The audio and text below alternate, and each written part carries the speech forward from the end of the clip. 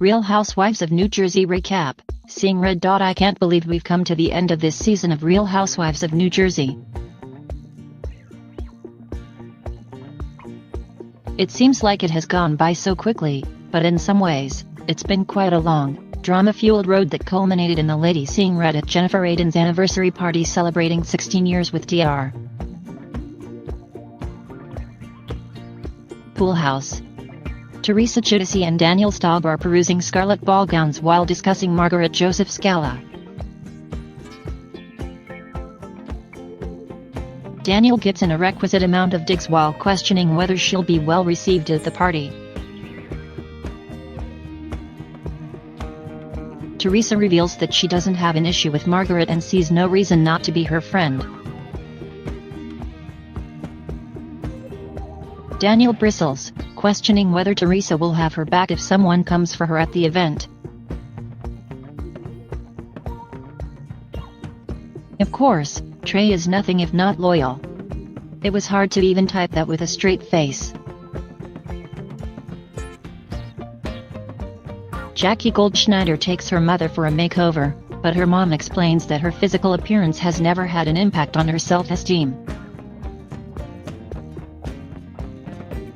Jackie believes her mother has felt she had to be frumpy to be taken seriously as a businesswoman. She compares that fear of finding beauty with her reconciliation with her sister after a 15-year estrangement. I'm not sure what one has to do with the other, but her mother's hair and makeup looks nice. Margaret and husband Joe Bonino are prepping for a dinner guest. They are hosting her stepson Brett in hopes of reconnecting him with his father, Margaret's ex-husband. Brett shunned his father at her charity event, and he doesn't have any qualms about not communicating with him.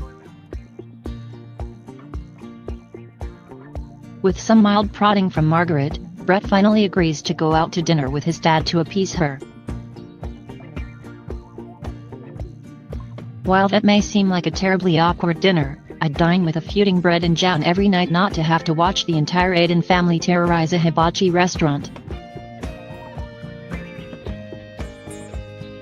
As the kids wreak havoc, Jennifer chastises her husband Bill for not spending enough time with the family. He doesn't like Jennifer's complaints, but he listens when his children say they miss him when he spends so much time away from work.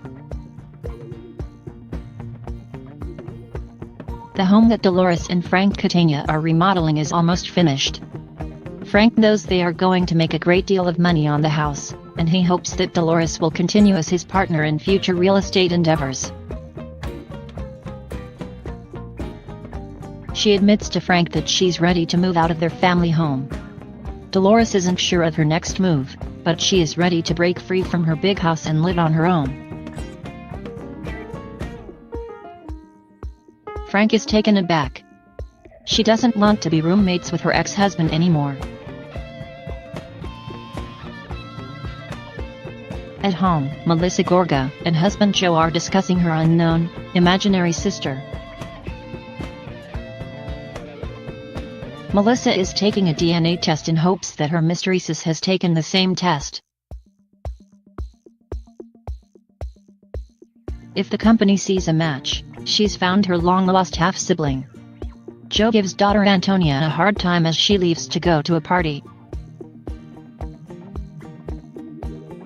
At almost 13 years old, Joe wants her to live in a bubble.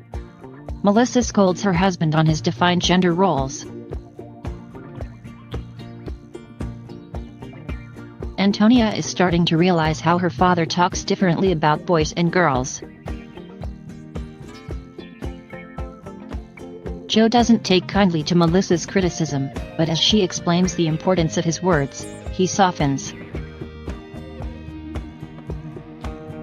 Jennifer is prepping for the big evening with lots of red decorations, belly dancers, gambling, hookah, and a red carpet.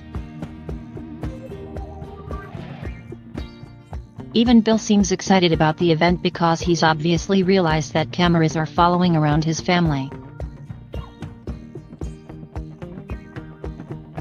Jennifer hopes the bartenders won't be serving red wine after Margaret's shenanigans.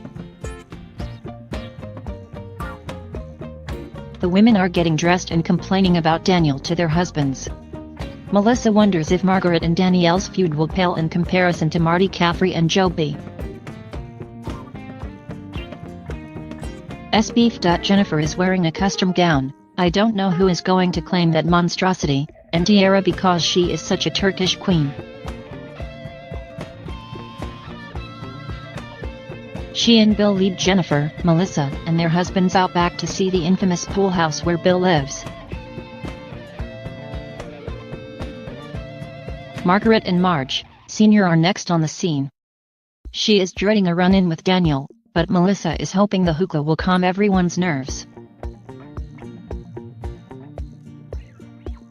Jennifer is tending to guests and reminding everyone that her brother owns a jewelry store, in case they'd forgotten.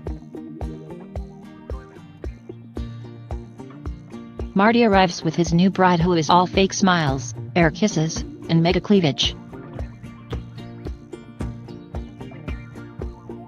She's even out cleavaging Margaret, which is quite a feat at this fate. Trey tells the ladies about her meeting with Daniel and how she stated she would remain friends with Margaret. Teresa cites that Daniel is only batshit to people who provoke her. Meanwhile, Joby is stewing over Marty's earlier comments about Margaret, while Marty is mourning the loss of being the third Joe Brew. Joby didn't even say hello to him. Daniel urges Marty to be the bigger person and approach Margaret's husband to make peace. Inside, the ladies are still trying to convince Teresa that Daniel is toxic. While Trey remains firm in her loyalty to Daniel, she doesn't leave the conversation as the women complain about having to share air with their nemesis. Meanwhile, at the poker table, Marty and the Joes are having a tense reunion. Joby has a hard time looking at his former friend, and Joe G recognizes that Marty's comments were atrocious. However, Marty can't help it, he's possessed by the P. Joe G escorts Joby to the bar when the name-calling begins. The women hope to convince Teresa not to bring Danielle's level of crazy to their group, but she is hearing none of it. Nobody tells Teresa what to do, well, except Daniel. As the party rages on, Jennifer screams at her guests to be quiet so she can toast to her husband sticking around for 16 years before Joe Gorga assaults my eyeballs with his belly dancing.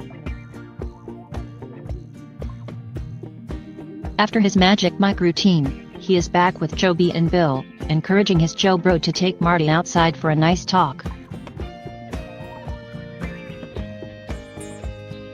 They will either end up friends or enemies.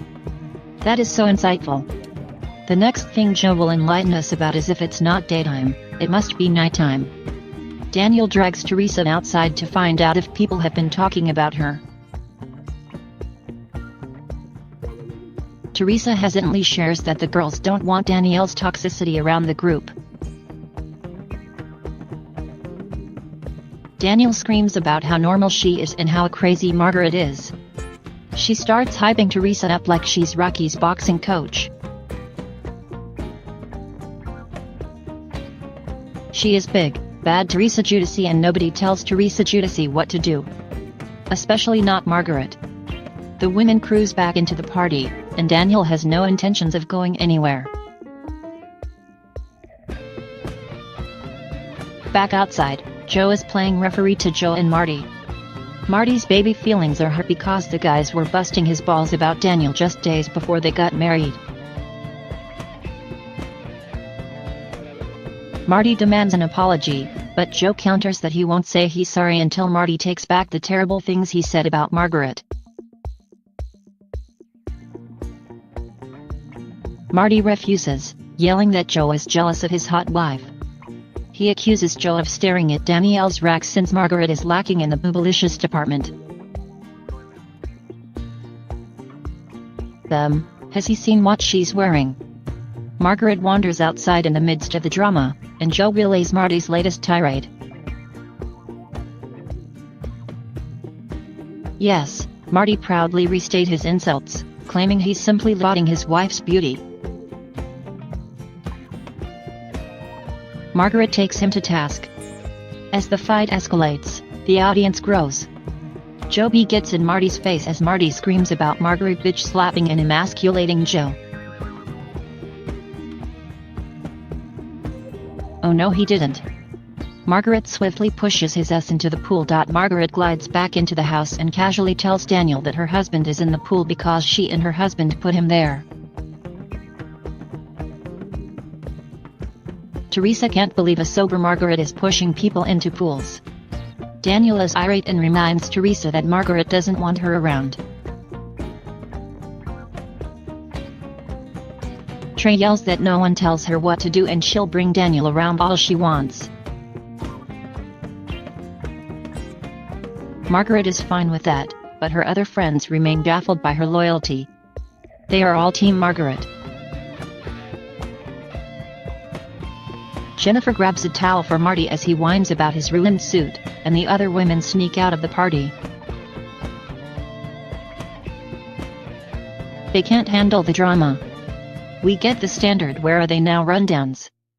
We'll hopefully get to see Margaret's new face on the reunion and hear about Jackie's only storyline sister.